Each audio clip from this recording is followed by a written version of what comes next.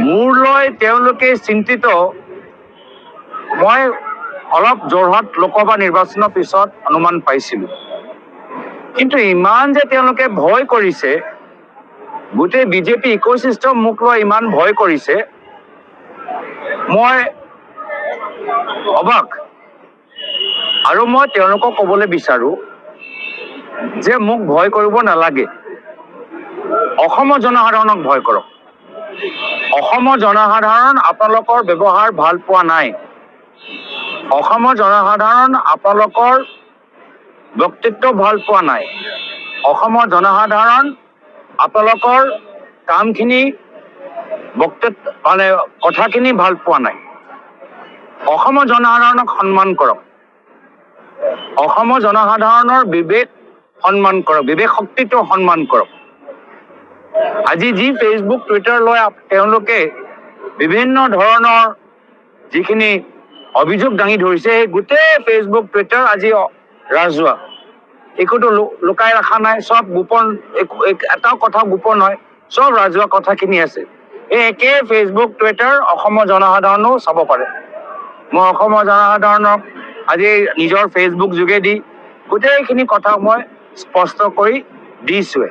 তো এই ক্ষেত্ৰত যি ধৰণৰ তেওঁলোকৰ যি অপপ্ৰচাৰ চলাই আছে, সেইটোৱে তেওঁলোকৰ বৰ্তমান বিজেপি চৰকাৰৰ দুৰ্বলতা প্ৰমাণ কৰে, তেওঁলোকৰ মনৰ ভিতৰত অস্থিৰতাটো প্ৰমাণ কৰে। হ'ব পাৰে ক'ৰবাত তেওঁলোকৰ ভিতৰত যে সাংগঠনিক সাল সলনি হৈ আছে, সেয়া লৈ মুখ্যমন্ত্ৰী চিন্তিত। তেওঁলোকৰ বিজেপি দলৰ ভিতৰত যিমান তেওঁলোকৰ আগতে দখল আছিল, আজি তাৰিখত সেই দখলটো সমান সহকাৰে নাই, বিশেষকৈ ঝাৰখণ্ডৰ নিৰ্বাচনৰ পিছত। সেইকাৰণে দেখিলে আপোনালোকে যে ঝাৰখণ্ডৰ পিছত দিল্লীতো তেওঁলোকক বেছি ব্যৱহাৰ কৰা নাছিল। আৰু অস্থিৰ হোৱা কাৰণ আৰু এটা আছে, যে যেতিয়াৰ পৰা তেওঁ বিচৰা নাছিলে, কিন্তু যেতিয়াৰ পৰা অবৈধ কলা খনন অলপ তেওঁলোকে স্থগিত কৰিবলৈ হ'ল, বহুত কোটি কোটি টকা তেওঁৰ দলৰ ক্ষতি হৈছে, লোকচান হৈছে, হাজাৰ হাজাৰ কোটি টকা। আৰু যিমান অংকৰ আছে মোৰ সেইটোও জানে, এই তথ্যবোৰো মোৰ আছে, যে মুখ্যমন্ত্ৰী আজি তেওঁৰ ওপৰত কিমান আঘাত পৰিছে, যে তেওঁ সেই কয়লা চিণ্ডিকেটৰ সেই যে পইচা যে আগতে দলে পাই আছিলে, সেই পইচাটো এতিয়া নোপোৱা হ'ল, সেয়ালৈও তেওঁ শংকিত হৈ আছে। লগতে এইখন চৰকাৰৰ ওচৰত মাত্ৰ 12 মাহে আছে, 12 মাহলৈকে তেওঁলোকৰ মুখ্যমন্ত্ৰী গাদীৰ ওপৰত বহিব পাৰিব। তাৰপিছতো অসমৰ জনসাধাৰণ তেওঁলোকে আঁতৰাই দিব।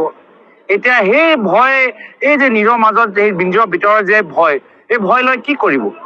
এই ভয়টো কাৰোবাৰ ওপৰতো এৰিব লাগিব, নিজৰ চিন্তাটো কাৰোবাৰ বেলেগৰ মূৰৰ ওপৰত ফাটিব লাগিব। তো সেইকাৰণে এতিয়া গোটেই বিজেপি ইক'চিষ্টেম মোক আৰু মোৰ পৰিয়ালক বদনাম কৰিবলৈ চেষ্টা কৰিছে। ভাবিছে যে এই ধৰণৰ অপপ্ৰচাৰ লৈ আমি বহি যাম, পিছুৱাই যাম, দল সলনি কৰিম, কিন্তু এইবোৰ চব নহ'ব। মই প্ৰয়াত তৰুণ গগৈদেৱৰ সন্তান। আমি বিজেপি গোটেই ইক'চিষ্টেম RSSৰ পৰা আমি ভয় নকৰোঁ। আমি সন্মুখৰ পৰা যুঁজি যাম, স্পষ্টবাদী হৈ আমি যুঁজি যাম, আৰু আমি অসমৰ জনসাধাৰণ হৈ আমি মাত মাতি যাম। আমাৰ মাটি কেলেংকাৰী কথাই হওক, খোৱা পানী কথাই কওক, আমাৰ নিবনুৱা সমস্যাৰ কথাই কওক, আমাৰ 6 জনগোষ্ঠী জনজাতিকৰণৰ কথাই হওক, আমি অসমৰ জনসাধাৰণৰ হৈ আমি মাত মাতি যামগৈ। আৰু অসমৰ জনসাধাৰণকো মই ধন্যবাদ, কৃতজ্ঞতা জ্ঞাপন কৰিছোঁ।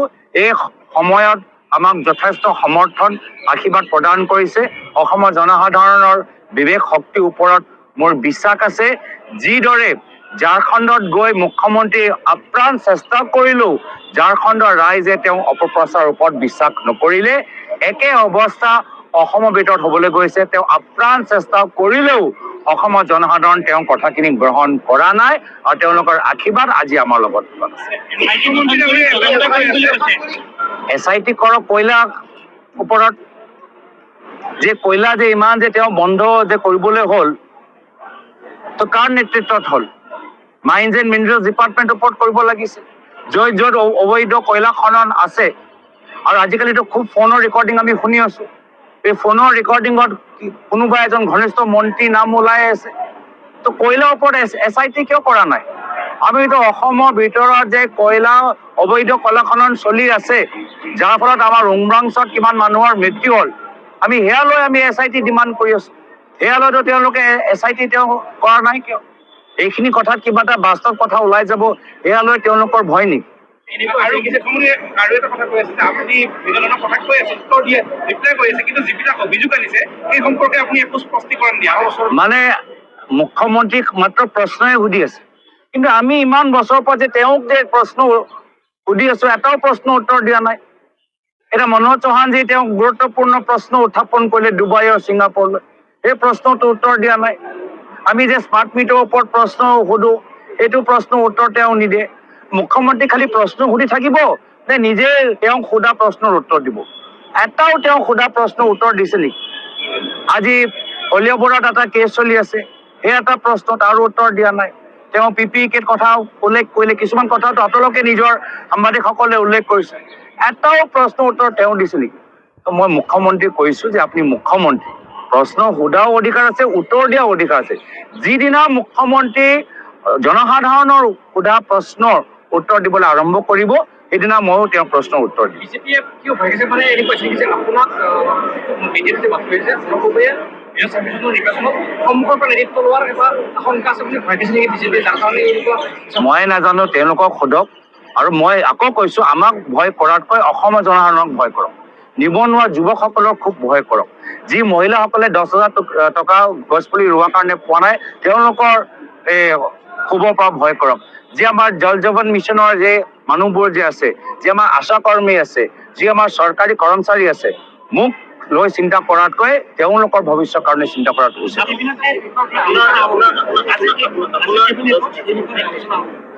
মই কৈছো কেবিনেটৰ ভিতৰত 6 জনগোষ্ঠী জনজাতিকৰণ কেতিয়া হ'ব তাৰ ওপৰত আলোচনা হ'ব লাগে। কেবিনেটৰ ভিতৰত আজি যে আমাৰ কাৰ্বি আংলঙত বিঘাই বিঘাই মাটি আজি আমি জংঘলবোৰ হেৰাই পেলাইছো, তাৰ ওপৰত হ'ব লাগে। আজি কেবিনেটৰ ভিতৰত যে আজি আমাৰ বিভিন্ন বাগানৰ ভিতৰত ATC বাগানৰ ভিতৰত তেওঁলোকে 2050 টকা আজি তেওঁলোকে কিয় পোৱা নাই? য'ত তেওঁলোকে আইন বনাই দিছে যে বাগানৰ শ্ৰমিকসকলে 2050 টকা পাব লাগে, আজি আমাৰ চিনাবৰা বাগানৰ মানুহবোৰ কিয় ধৰ্ণা দিবলৈ হৈছে?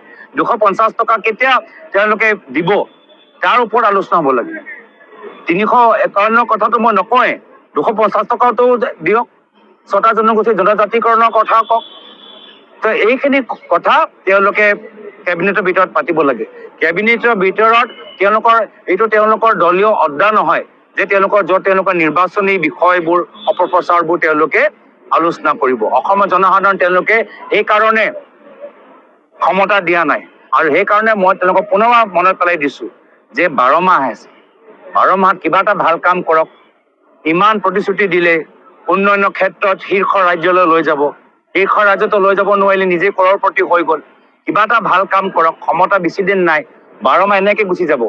আৰু তাৰপিছত তেওঁলোকে নিজে ক্ষতি প্ৰকাশ কৰিব যে যোৱা শেষৰ সময়ত কিবা এটা ৰাইজৰ কাৰণে ভাল কাম কৰিব পাৰিলোহেঁতেন, কিন্তু সেই সময়ত মই ক্ষমতা ৰাইজৰ কাৰণে নহয়, সেই সময়ত মই ক্ষমতা নিজৰ নিৰ্বাচনী নিজৰ প্ৰচাৰৰ বাবে মই ব্যৱহাৰ কৰিছো।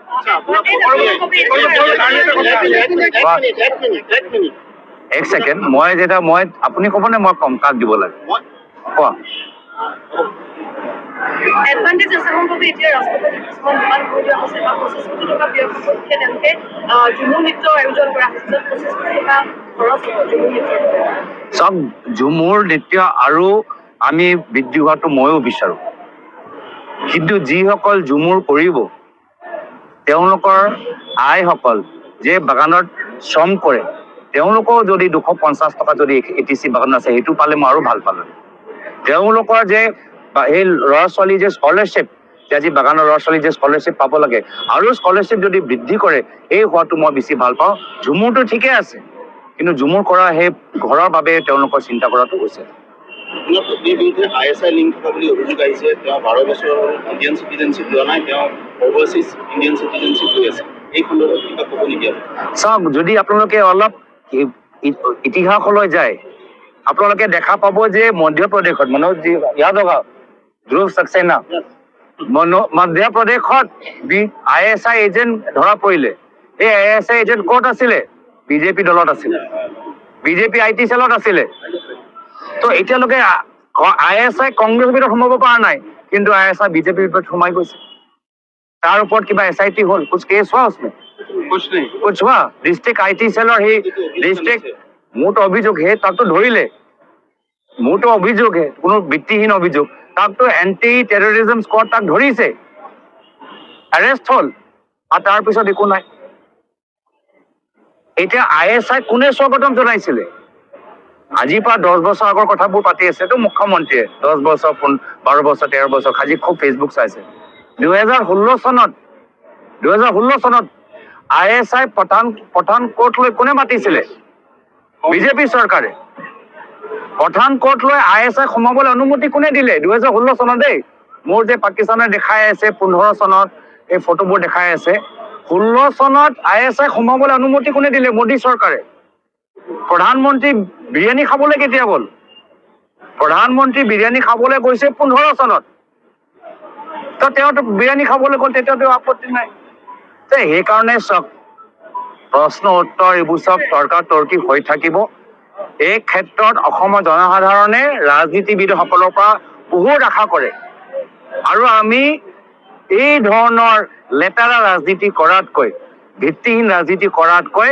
অসমৰ জনসাধাৰণক এটা নতুন অৰ্থনীতি এটা নতুন সামাজিক নীতি এটা নতুন শিক্ষা নীতি এটা নতুন স্বাস্থ্য নীতি আমি কেনেদৰে দিব পাৰোঁ সেয়া লৈ হৈছে আমাৰ মূল উদ্দেশ্য মোৰ আৰু এটা প্ৰশ্ন আছে এতিয়া দেখা গৈছে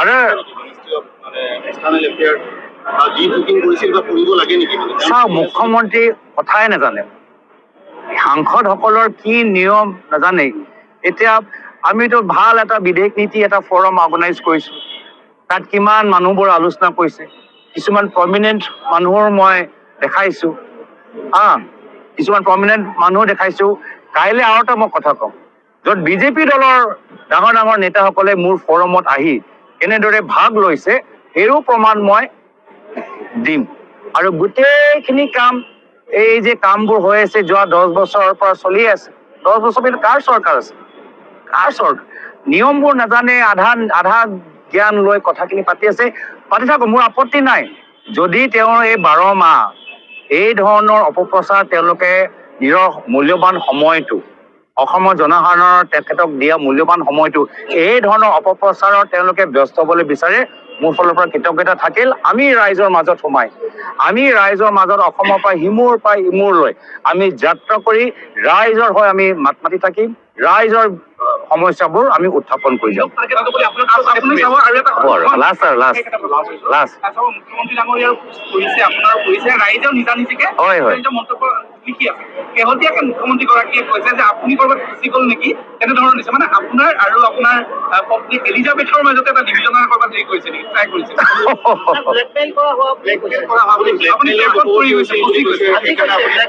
চাওক মইতো ক'লো মই টাইগাৰ জিন্দা হে চিনেমা চাইছো